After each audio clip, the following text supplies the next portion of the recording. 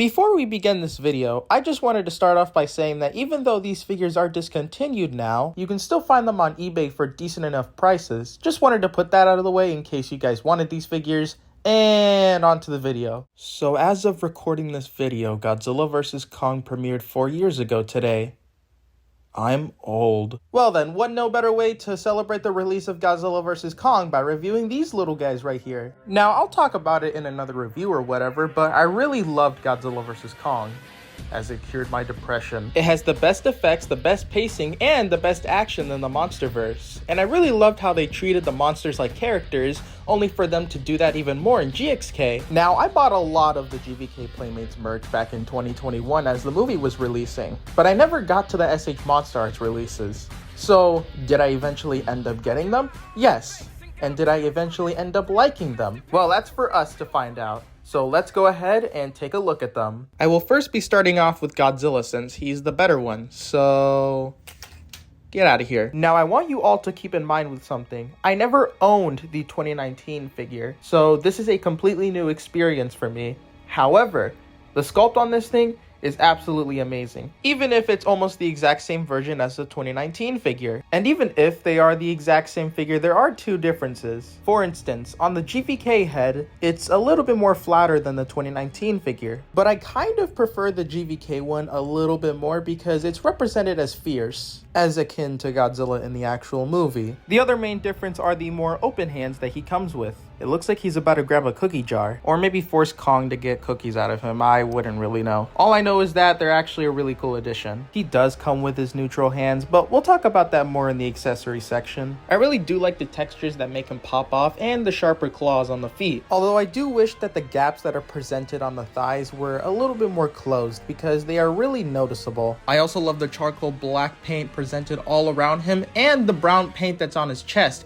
as that gives him a lot more variety. I saved this part specifically for last, but holy shit, the blue paint on him. I absolutely love how you can still see the details on the spines and the way the blue looks metallic. It's really a selling point. Now, I know a lot of people have made that mouth joke, but it really does look like he drank Gatorade. Alright then, it's time for the articulation. So to begin, we can obviously move the mouth, but if you wanted to go ahead and put a little force onto it, you can move it even more deeper. Now, the head is on a ball joint, so you can pretty much make it look wherever you want it to look, including up, down, and side to side. The neck joint is a little bit stiff as well, but it really does help a lot more with the head articulation. Now, you can 360 the shoulders, but you can't really make them go up side to side much. However, with the arms, they can bend a full 90 degrees, and they can also move side to side, so that's a bonus. The hands can rotate, and they can also move side to side, depending on, you know, wherever you want the ball joint to move. Now, there are two parts of the torso that can move. The upper part actually moves pretty easily up and down, and the lower part, while a little bit stiff, it makes up for a decent ab crunch at the most. The legs are a little bit weird in this case. For instance, while it does seem like you can move them 360, there seems to be a bit of stiffness that's blocking it. And if any of you are having this specific issue, I wouldn't really push it. However, even with that, they still move far wide pretty good, and it has a decent spread.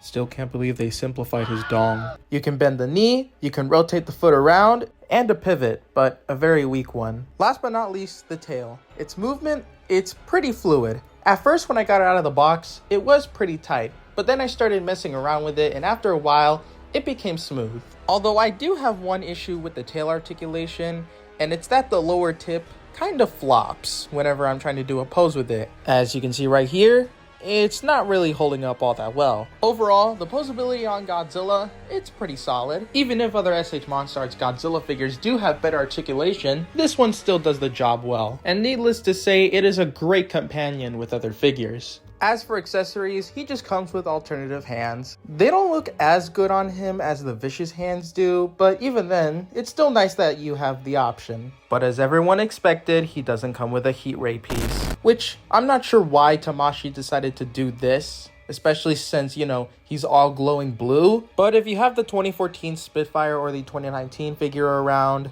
you can still borrow their heat ray piece. A little weird that the GXK version had this and this one didn't, but oh well, at least they corrected that mistake. Size comparison time. Playmates toys, Movie Monster series, Haya toys, other SH MonsterArts figures, and his fellow companion, Kong, Overall, compared to the 2014 and 2019 releases, this one definitely stands out from the other two. I'm having a lot of fun with this figure, and even if, again, it's discontinued, it is still much of a worthy pickup to your collection. So I'm gonna go ahead and rate Godzilla 2021 an 8.5 out of 10. Now that we have that out of the way, Kong is a little bit more rough, but I'll explain. For starters, the sculpt on Kong is pretty good for the most part. What I like about the sculpt is that they didn't base this off the CGI files in the movie.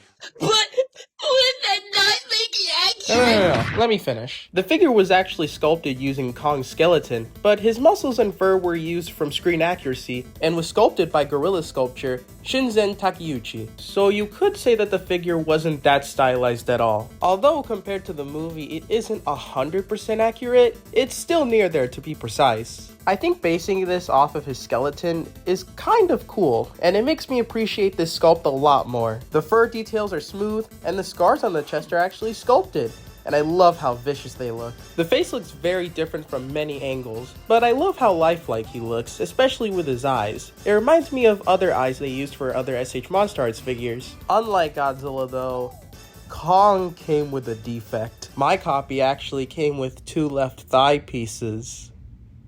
Tamashi. Get down! Get down! Get down! Although there was nothing I could do about it, I turned the thigh piece around so that way it doesn't affect the leg articulation as much, and it looks a little normal.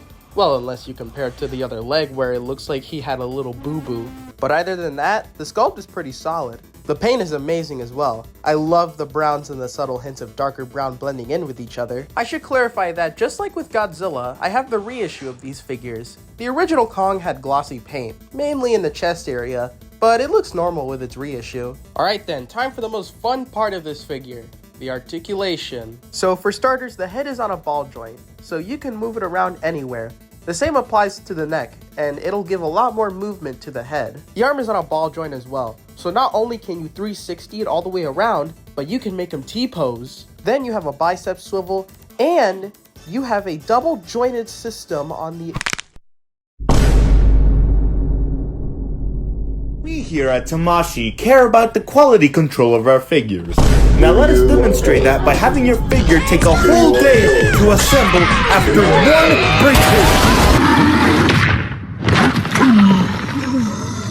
Okay, moving forward. The hands are on ball joints in which you can rotate them all the way around and move them side to side. With the upper torso, it can actually move all the way around and it can do a crunch forward and backwards. Although that diaphragm joint that's in the middle kind of really bothers it as it's a floating piece. I believe they should have done what Haya did, as the upper torso is just one piece altogether and it can still move fine. For the lower torso, it does have movement, but it's very stiff and limited. As for the legs, it's on a ball joint, so you can move it anywhere you want, again, and it has a thigh swivel. Then you have a double bend at the knee, a calf swivel, and a good Tamashi, quality care control figure. Now let us demonstrate figure quality control.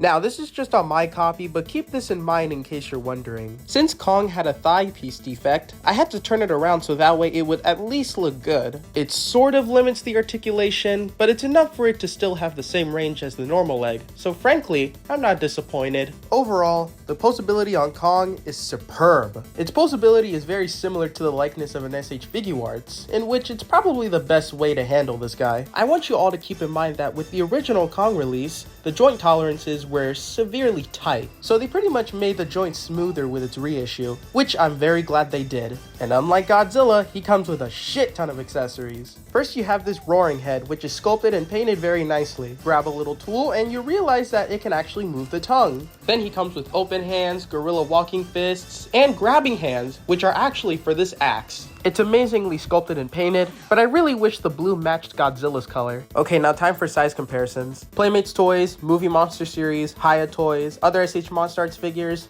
and Godzilla. While Kong may have his own issues, he really is a lot of fun to pose, and he's a lot of fun to handle around with. Although he might not be on the top of the list for best SH MonsterArts, he's still relatively solid and is a worthy pickup for your collection. So I'm gonna go ahead and give Kong a 7.5 out of 10.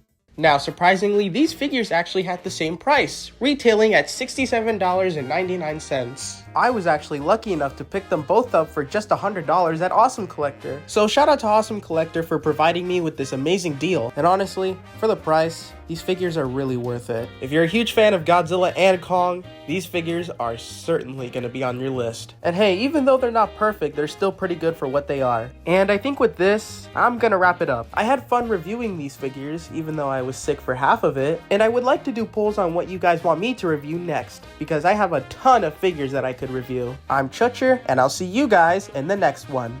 Peace.